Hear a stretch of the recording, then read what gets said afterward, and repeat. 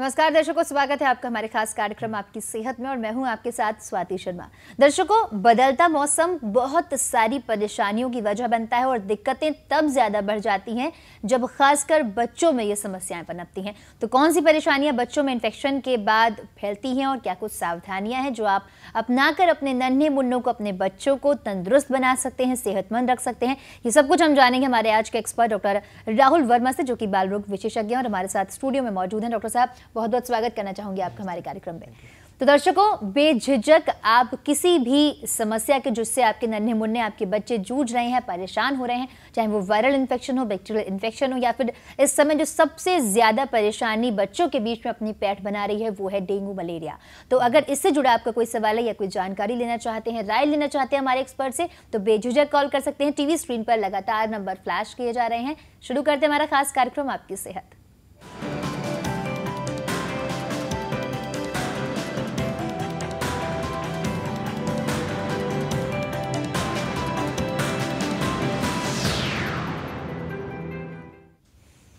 तो बच्चों में इस बदलते मौसम में गर्मी खत्म हो रही है कहीं ना कहीं, और अब ठंडा मौसम दोबारा से डॉक्टर साहब शुरू हो रहा है। तो बच्चों को कौन कौन सी दिक्कतें हो सकती है, डेंगू मलेरिया जो कि इस समय पूरे एनवायरनमेंट में फैला हुआ है, कैसे बचा सकते हैं बच्चों को इस बीमारी से, ये सब कुछ हम जानेंगे। लेकिन शो को शुरू करने से पहले देख लेते हैं हमारी खास रिपोर्ट।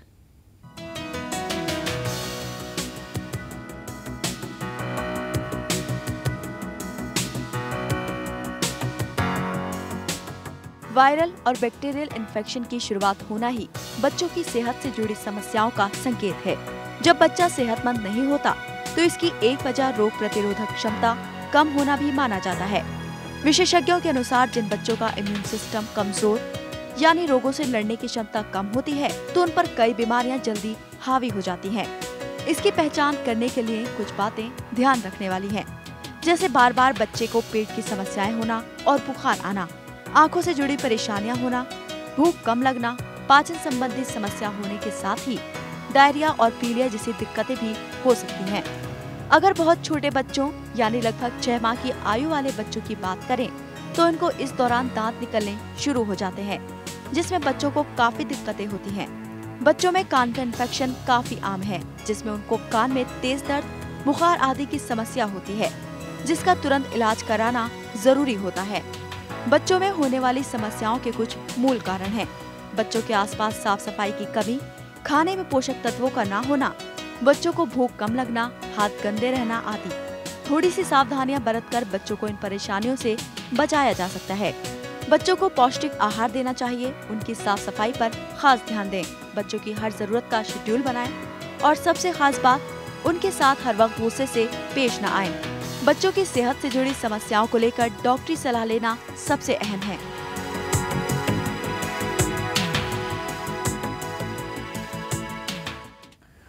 तो क्योंकि बच्चों के बीच में इस समय सबसे ज्यादा जो परेशानी अपनी पैठ बना रही है, बहुत ज्यादा परेशान बच्चों को कर रही है, वो है डेंगू और मलेरिया फीवर। तो डॉक्टर साहब, सबसे पहला सवाल, डेंगू क्योंकि इतना ज्यादा तेजी से फैल रहा है, खासकर बच्चों को अपना शिकार सबसे पहले बना रहा है, आखिर डेंगू क्या है, शुरुआत कैसे होती है, यानी कि शुरुआती लक्षण इसके कौन से होते हैं और कैसे पहचान सकते हैं? डेंगू बुखार, जिसके बारे में सबको कुछ का कुछ हद तक तो मालूम ही है, ये एक ऐसा इन्फेक्शन है, एक तरह का वायरल इन्फेक्शन है जो मच्छर के काटने से फैलता है। बिल्कुल, बिल्कुल। और इस मच्छर की खासियत ये है कि ये दिन के समय काटता है। हमारी जो जनरल टेंडेंसी रहती है, हमें लगता है कि शायद रात को हम अपना मॉस्किटो कॉइल्स और अपना ओडोमॉस ज़्यादा यूज़ करते हैं, पर ये जो मच्छर है वो साफ पानी में रहता है, तो घर के आसपास जहाँ भी पानी एकत्रित होगा वहाँ पे जमा हो जाएगा और बच्चों को दिन में ही काटता है। तो उस समय हम अगर सावधान रखें, बच्चों को पूरी बाजू के कपड़े पहना के रखें कॉटन के, तो कहीं ना कहीं कमी आ सकती है इसमें। यहाँ पर हम हमारे दर्शक को सतेंद्र जुड़ गए हैं यहाँ पर हमारे साथ। बहुत बहुत स्वागत है कार्यक्रम में सतेंद्र आपका, पूछिए अपना सवाल। सतेंद्र, क्या आप मेरी आवाज को सुन पा रहे हैं? मेरा नाम दीपक चमोली है, सतेंद्र नहीं। जी सतेंद्र, पूछिए अपना सवाल। हेलो जी सतेंद्र, हम आपको सुन पा रहे हैं, आप पूछिए अपना सवाल। मैम, मेरा नाम सतेंद्र नहीं, दीपक चमोली है। सतेंद्र, आपकी आवाज हम तक ठीक से नहीं पहुंच पा रही है, आप अपना प्रश्न एक बार फिर से दोहरा दीजिए। शायद संपर्क टूट चुका है। लेकिन हम बात यहाँ पर डॉक्टर साहब कर रहे थे डेंगू की, और डेंगू किस तरीके से बच्चों में फैल रहा है ये जानना चाहेंगे आपसे। हाँ, तो इसलिए जितना हम सबसे पहले तो हमेशा कहते हैं कि prevention is better than cure. बिल्कुल, अगर बीमारी को हम रोक ही पाए होने से पहले तो सबसे बढ़िया रहता है। उसके लिए ज़रूरी ये है कि मच्छरों से जितना हम बचाव रख पाएँ, आसपास मच्छर को पैदा ना होने, जमा ना होने दें, और उसके बाद बच्चों को मच्छर ना काटें। उसके लिए जो कर सकते हैं हम, ओडोमॉस जैसी क्रीमें आती हैं जो लगा सकते हैं शरीर पे, मच्छरदानियों का इस्तेमाल कर सकते हैं, मॉस्किटो कॉइल्स, इन सब चीज़ों का इस्तेमाल कर सकते हैं ताकि इन्फेक्शन को रोका जा सके। बिल्कुल। और जिसके सिम्टम्स होते हैं वो काफ़ी कुछ किसी भी नॉर्मल मौसमी बुखार की तरह हो सकते हैं। इसमें मेन जो होता है वो तो बुखार आता है, 2 से 7 दिन तक करीबन रहता है, और साथ में बदन में दर्द होना, खासकर पेट में दर्द होना, थोड़ा सा उल्टी आना, और ये सारे फीचर्स, ये सारी चीज़ें रहती हैं। और जो ज़्यादा और खतरे का लक्षण है कि शरीर के ऊपर रैशेज आना, कि लाल लाल छोटे छोटे दाने हो जाएं अगर चेहरे या पूरे शरीर के ऊपर बुखार के साथ, तो ये खतरे का लक्षण है जिसका हमें ध्यान रखना चाहिए। बिल्कुल। डॉक्टर साहब, अगर बात करें बच्चों के लिए एहतियात के तौर पर हम क्या कुछ कर सकते हैं, लक्षणों की बात करें तो लक्षण क्या बड़े लोगों के समान ही होते हैं, और अगर एहतियात की बात करें, सावधानी की बात करें, तो क्या उनके लिए ट्रीटमेंट भी सेम ही होते हैं या कुछ डिफरेंट तरीके से उनको ट्रीट किया जाता है? बिल्कुल बिल्कुल, सिम्टम्स तो पूरी तरह से सेम ही होते हैं। बिल्कुल। बुखार के साथ वही बदन दर्द होना और उल्टी आना और सारी चीज़ें रहती हैं, पर बच्चों के साथ दिक्कत ये रहती है कि बच्चे अपने आप को एक्सप्रेस नहीं कर पाते ठीक से, तो अपने जो सिम्टम्स है वो आपको ठीक से नहीं बता पाएंगे। तो चिड़चिड़ापन एक बहुत स्वाभाविक चीज़ है जो रह सकती है, खासकर जितना बच्चा छोटा होगा उसमें। बिल्कुल। और इसमें सबसे ज़्यादा ज़रूरी चीज़ है, 2 हमारे खतरे के लक्षण हैं जिनका हमें ध्यान रखना है। एक कि कहीं से ब्लीडिंग ना हो, मतलब कि चमड़ी में लाल लाल छोटे दाने हो रहे हैं, या यूरिन में, या मोशंस जो हो रहे हैं, या फिर वॉमिटिंग में कहीं से ब्लीडिंग नहीं हो रही। दूसरा, और शरीर के अंदर पानी की कमी नहीं होनी चाहिए। बिल्कुल बिल्कुल। तो अगर बच्चा यूरिन अच्छे से कर रहा है और पानी सही से पी रहा है और कहीं से ब्लीडिंग नहीं है, तो चांसेस कम है कि कोई सीरियस रूप लेगा ये डेंगू। बिल्कुल। डॉक्टर, बच्चों की बात चल रही है क्योंकि बच्चों का इम्यून सिस्टम काफ़ी कमज़ोर माना जाता है और वो अपना ख्याल खुद से रख भी नहीं पाते हैं, तो ऐसे में डेंगू उनके लिए कितनी ज़्यादा परेशानियां लेकर आ सकता है? बिल्कुल बिल्कुल, बच्चों के केस में हमेशा परेशानी ज़्यादा होती है बड़ों के मुकाबले, क्योंकि बच्चे चीज़ों से उभर नहीं पाते और संभलना भी उनके लिए मुश्किल रहता है। बिल्कुल। और इसलिए, और बच्चों को वैसे ही खिलाना मुश्किल रहता है, तो बीमारी के समय तो और मुश्किल हो जाता है। इसलिए हमारा जो फोकस है, जो हमारा मेन एम है, वो है कि कुछ कुछ लिक्विड तो देते रहे बच्चे को, पानी, जूस, घर पे ही नींबू पानी, शिकंजी बना के, नारियल पानी, या कुछ कुछ लिक्विड देते रहे, और ये चेक करते रहे कि बच्चा हर 6-8 घंटे में यूरिन पास कर रहा है। अगर ऐसा लगता है कि 10-12 घंटे हो गए बच्चे ने यूरिन नहीं किया, सुसु नहीं किया, और बच्चा मुँह से ठीक से ले भी नहीं रहा है, तो ये खतरे का लक्षण है जहाँ पे हमें डॉक्टरी सलाह लेना बहुत ज़रूरी है, और इसमें थोड़ा भी देर करना जानलेवा हो सकता है। बिल्कुल। डॉक्टर, आपने जो सामान्य लक्षण है वो तो आपने हमें बताया, लेकिन एक बुखार कितना आता है, कितनी तेजी से आता है, या बच्चे को हम अगर ऑब्जर्व करना चाहें तो ऐसे कौन से लक्षण है जिससे हम जल्द से जल्द पहचान सकें कि बच्चे को कोई सीवियर बुखार है, मतलब कोई तेज बुखार ऐसा जो उसके लिए खतरनाक हो सकता है? देखिए, सिम्टम तो सेम ही है। बुखार कितनी भी इंटेंसिटी से आ सकता है, 103-104 तक बुखार चला जाता है, और कई बार सीरियस बीमारियों में सिर्फ 100 या 101 तक भी बुखार रह सकता है। बिल्कुल। और कई बार तो ये बुखार उतरता भी है सिर्फ जब तक दवाई देते हैं उस टाइम तक, 4 से 6 घंटे, और उसके बाद दोबारा आ जाता है। अब डेंगू बुखार जिस समय चल रहा होता है तो हमारे को एक चीज़ उसका और ख्याल रखना है कि बुखार तोड़ने के लिए सिर्फ पैरासीटामोल या क्रोसिन की ही गोली दी जाए। इसके अलावा जो बाकी जो तेज़ दवाइयां हैं उसका इस्तेमाल ना किया जाए, क्योंकि उनकी वजह से भी प्लेटलेट नीचे जा सकते हैं। तो अगर कभी बुखार आया तो क्रोसिन की दवाई देनी है, उससे नहीं ठीक हो रहा तो ठंडे पानी की पट्टी रखनी है, वो पूरे बदन पे रखनी है, सिर्फ माथे पे। जितना ज़्यादा शरीर का हिस्सा यूज़ करेंगे उतना जल्दी टेम्परेचर डाउन हो जाएगा। बिल्कुल, मतलब तुरंत उपचार के तौर पर, प्राथमिक उपचार के तौर पर कहीं ना कहीं ठंडे पानी की पट्टी रख सकते हैं, और बुखार को कम करने के लिए क्रोसिन या ऐसे कोई पैरासीटामोल टाइप कोई टेबलेट ले सकते हैं। क्रोसिन हमेशा अपने साथ रखें, और दूसरा है कि बच्चे को पानी खूब पिलाना है। पानी की कमी नहीं होगी शरीर में तो चांसेस हैं कि बच्चा इस चीज से उभर पाएगा। बिल्कुल। डॉक्टर, जब डेंगू चल रहा है और ऐसे में पाचन संबंधी, डाइजेशन की बच्चों को प्रॉब्लम बहुत ज्यादा हो जाती है, ना कुछ खा ही पाते हैं, जो खा पाते हैं वो भी डाइजेस्ट नहीं कर पाते, तो ऐसे में उनके लिए क्या कुछ करना चाहिए ताकि उनकी ताकत बनी रहे थोड़ी बहुत? इसमें ज़रूरी है कि बच्चे को बहुत ज़्यादा फोर्स करना तो बहुत मुश्किल रहता है। बिल्कुल। तो हमें है कि शॉर्ट और फ्रीक्वेंट मील्स देने हैं, मतलब कि थोड़े थोड़े समय में थोड़ा थोड़ा दें, इकट्ठे बहुत ज़्यादा नहीं खिलाना।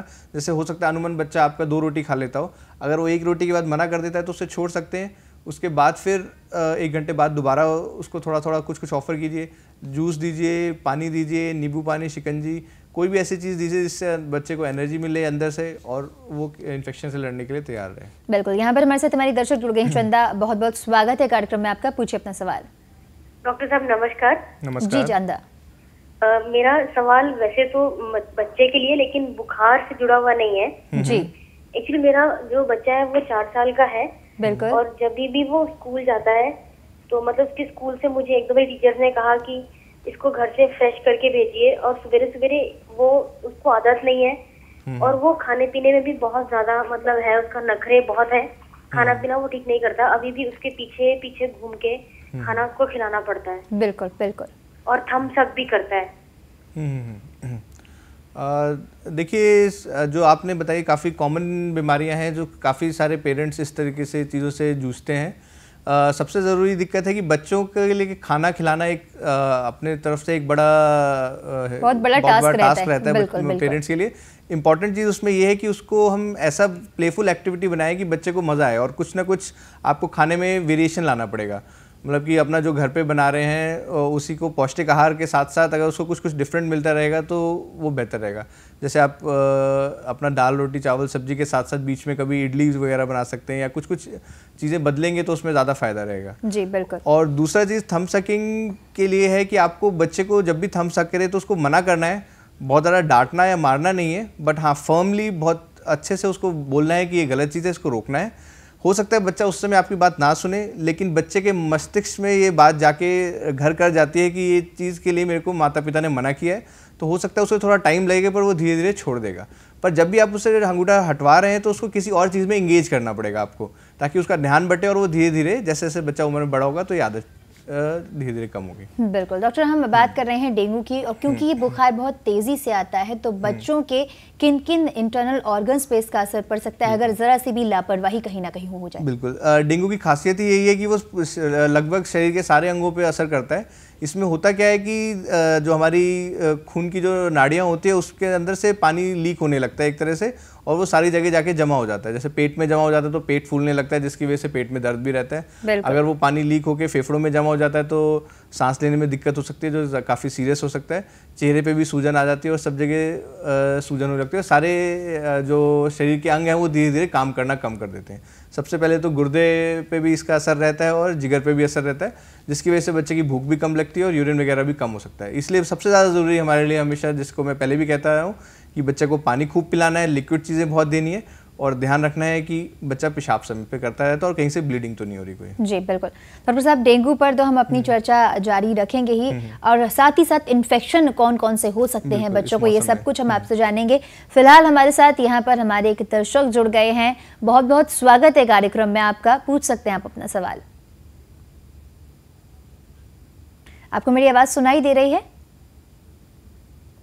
शायद। जहीर जी, क्या आप मेरी आवाज को सुन पा रहे हैं? जी हाँ।